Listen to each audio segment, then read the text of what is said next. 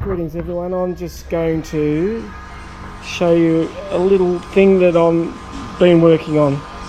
This is a K-frame for a Tr7 4-cylinder and the 8. The V8 has the engine mount for the 4-cylinder. The engine mount on the V8 is one out here and one out there, otherwise it's the same. Okay, this is the front of the car. The engine mount, the K-frame mounts there. These are the lower control arms.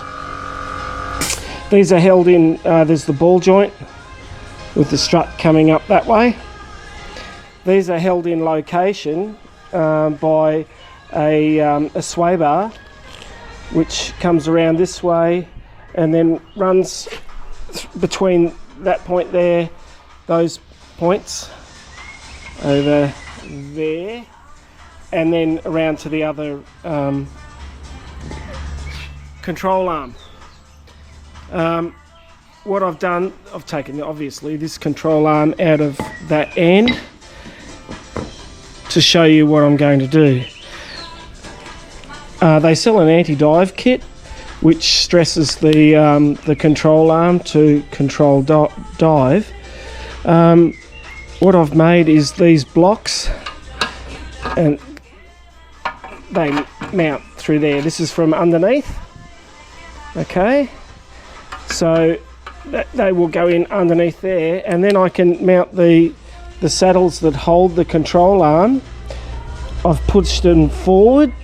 That effectively pulls that forward, which gives me a little bit more camber adjustment, and it effectively, I believe, stresses these rubber, because at the moment this control arm, if this moves backwards and forwards, you get a lot of wheel shake. I think this is where the wheel shake happens in Tr7s and Tr8s, if you've got play in those rubbers.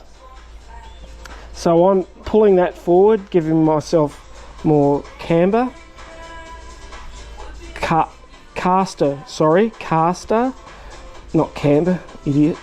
It gives me a little bit more caster in the front geometry.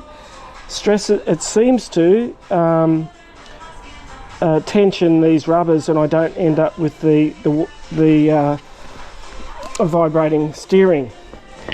The downside of the way I've done it at the moment is there's a bush, that bush there, through that is the trailing arm. Okay, so what I'm going to do, instead of that bolt holds it all in together, and with me pulling this arm forward, it stresses that. So what I'm doing is I've removed that. I've bought a spherical bearing. That's a 1-inch spherical bearing with a 1/2-inch arbor. That's going to get, I'll press that into the middle of that control, and then I need to, instead of, these are 12mm bolts, I'll get 1/2-inch bolt, drill out the holes in the mounting, of course. That will be a nice neat fit through there.